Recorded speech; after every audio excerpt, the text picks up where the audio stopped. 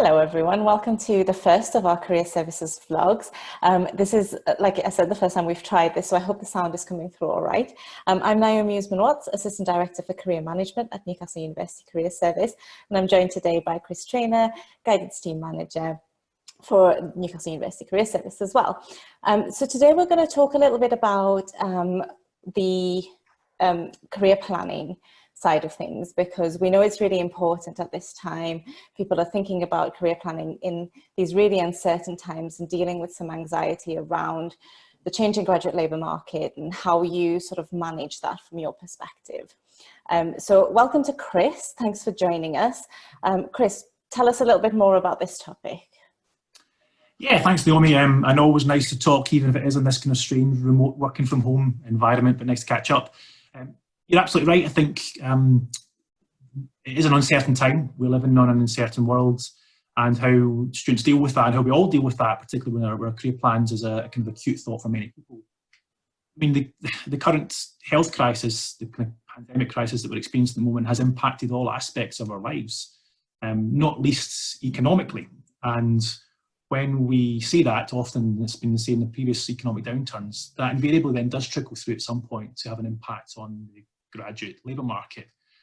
And I guess we're beginning to see some evidence of that at the moment. We're not sure exactly to what extent or how long that will last for, but there are some suggestions that some employers are reviewing their kind of hiring plans, not all, but some, and those that are continuing perhaps are changing their selection processes. So that may be doing more virtual internship, more virtual interviews or assessment centres. So there's a lot of change out there, and of course change breeds questions and uncertainty. So it's very much the case, and I sort of categorise that. I think there's a way is we operate in what I'd call a VUCA world.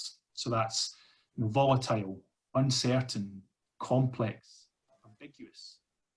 And although that's probably particularly prevalent in the current periods, to be honest, it's probably becoming increasingly evident for several years now in the workplace. And as things have become more complex, as the working lives have changed, and that kind of notion of a job for life has almost vanished for most people. There are several different factors now which makes our career paths more uncertain and more unpredictable. And so while I think this current situation, this current crisis, I'm sure will pass and things will improve, the idea of dealing with uncertainty is something that will probably remain for all of us to some extent in our future working lives. So for me, this is it's an opportunity, isn't it? You've got a really kind of acute periods of uncertainty, and for all of us, it's a case of can we use this to maybe sharpen our career management skills in a way which allows us to cope with that uncertainty now. But also, if we can do that, it'll help us hopefully for the rest of our careers as things progress. So how do you think students could best cope with this? How should they aim to deal with this sort of complex situation and context that we're in at the moment? Yeah, I mean, I think there's no single correct way is the honest answer. So some people, for example, are naturally planners and are quite analytical in the way they make decisions about things and their careers, and they have I'm probably an example of this myself, quite process-orientated person. Where am I today? Where I want to be later on?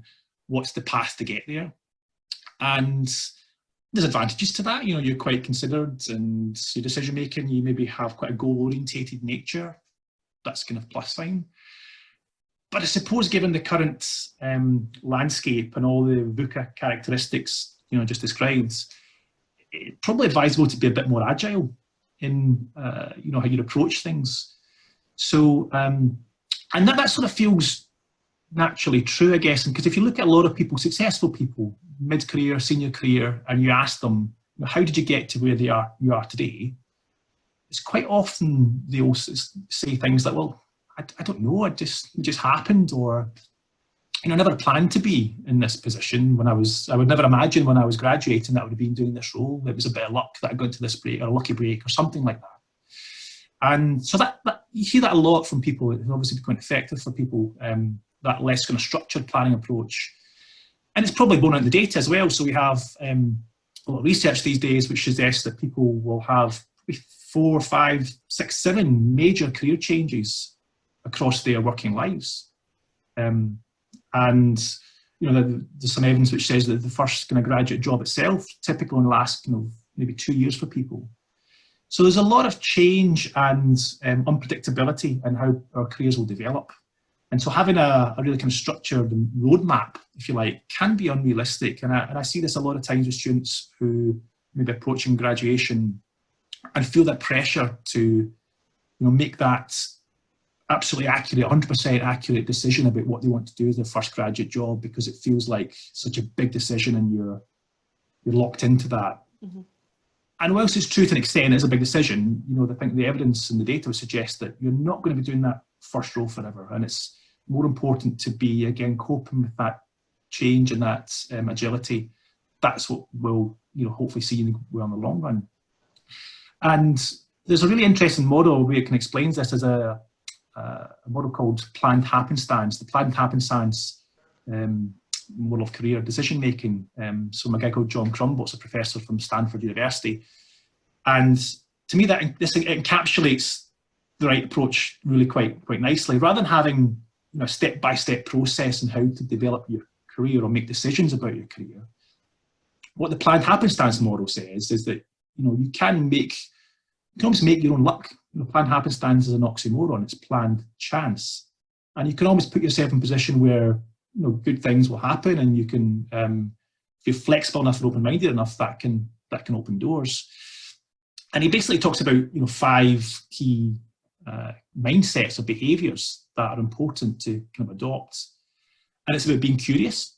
So first and foremost, have you, if you're on a job website, for example, and there's a vacancy there which you have no idea what it means, account executive, for example, analyst, or insurance underwriter, something like that. You've got 2 options when you see that on that job website. You either say, I don't know what it means, and I'll skip over it and ignore it, or you're curious enough to click on it, read about it, give it a chance, and that might be something quite interesting that you hadn't previously considered. So curiosity is key. I guess the other thing he talks about is flexibility. So being prepared to give yourself permission, if you like, to look at things out with what you previously had considered, to look at new choices, being open-minded, I guess. Risk-taking talks about. So again, going back to what we talked about in terms of that first role is not likely to be your forever job. It's okay to take a risk sometimes. I think sometimes the pursuit of perfection can be inhibiting to any decision. You become paralysed and analysis paralysis. Take a risk on something, give it a try, and you never quite know if it doesn't work. You can always change. So that's part of it. Persistence is important. Again, in uncertain periods, whether it's because the labour market's changing or other things, there might be setbacks. It might be you don't get the job that you hope for, or it might be that the employer that you really wanted to kind of work for straight after university stops hiring for a period of time. So you have to be able to kind of cope with that and maintain a sense of optimism. And that's the last thing. It's kind of persistence and optimism, which will keep you going. So those 5 behaviours for me, it's curiosity, flexibility, risk-taking, persistence, optimism, open-mindedness. That planned happenstance model, that kind of encapsulates, I think, many of what we talk about when it's about dealing with uncertainty, being more agile in your approach. And that reflects a lot of what employers say to us they're looking for in graduates as well, in terms of how they adapt to the workplace. That's all great as a model. Can you provide a bit of a sort of reflection on how you might use that approach effectively? So how would you sort of apply that? Yeah, I guess it could be that you're, for students, for example, who are in their final year and approaching graduation, I guess it's the type of thing that I would just explain in there. So, it may be that you are having to reassess which employers are recruiting at this time, or it may be reassess actually the sort of sector or industry that you want to go to. For others, actually, they weren't that far along the process in the first place, and so actually they're still thinking, well, I hadn't even considered where to start. And so logging onto the internet and looking at a job vacancy site where there are so many unclear or varying vacancies out there can be a bit overwhelming.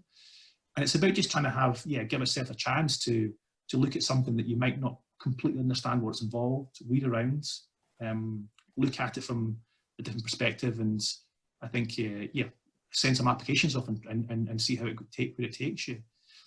For undergraduate students, perhaps who are looking at work experience opportunities, again, if that sort of formal internship that you were hoping for this summer is proving difficult to come by, think about it in a more open-minded, kind of agile way. What else can you do? If it's not the formal kind of internship program, perhaps there are ways to get involved in volunteering. Perhaps there's something you can do online, which is about, there's lots of opportunities right now. You can see them kind of popping up about getting, learning a new skill, or completing a MOOC, or using your language skills to do some sort of translating on a website, which helps in some way in a voluntary way. There are various ways you can still upscale and be productive, and perhaps in doing so gain new insights to new career paths you hadn't previously considered.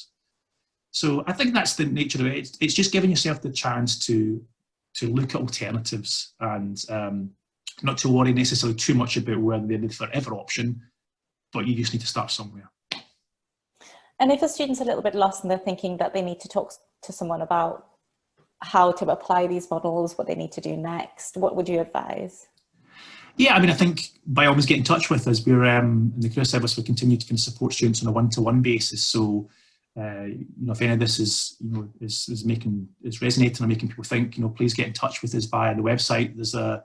On the Career Service website, there's a button which talks about My Career, and My Career is the platform where people can get in touch individually for one-to-one support, and we can follow up and take it through with them in more detail. There's also quite a lot online about this planned happenstance model I mentioned, so people could look into that if they're keen to get a bit more detail. And finally, I think just a bit of reassurance in that the UK actual labour market is structurally built in a way which supports this sort of agile approach. It's often described as a sort of non-linear graduate labour market. And what they mean by that is, if you're studying a certain subject, employers are quite receptive to you perhaps changing direction and going into a different field. That's not always the case in every labour market internationally, but in the UK we certainly have that. And so I guess an example could be that if you're you're a final year student and you're thinking about maybe you come across a job which is a brand management job. Somebody studying history and music is every bit as entitled, for most employers anyway, to apply for that job as somebody studying marketing or business management. Okay, so whether you're studying something totally different or something similar, there's an understanding out there from employers that you're going to be agile enough and flexible enough to pick up the skills on the job. And so that gives hopefully people the permission to kind of just look around and see what else is out there other than the vocational ones that they perhaps might have considered so far. So yeah, there's choice out there. Obviously choice can be a bit overwhelming at times, so yeah, get in touch with somebody in the Career Service and we can have that kind of individual conversation to kind of talk through in a bit more detail. But just remember there's support out there. Great, thank you so much, Chris, that's brilliant. Thank you all for listening. We hope this has been helpful. Because it's our first time, we'd love to know what you've thought and whether you found it helpful. Do share it with friends, but also get in touch with us via our social media platforms, via the My Career app on the Career Service website. And we're also keen to know which other topics you'd want to hear about. So other things that are worrying you, concerning you, that you'd like us to cover, and we'll go ahead and do that in these vlogs. Thanks again, Chris. Any final reflections for our students before we head off? No, that's great. Thank you, Naomi. Enjoyed it, and hope to see you all soon when we get back to normality. Yeah, thank you very much. See you. Bye. Goodbye.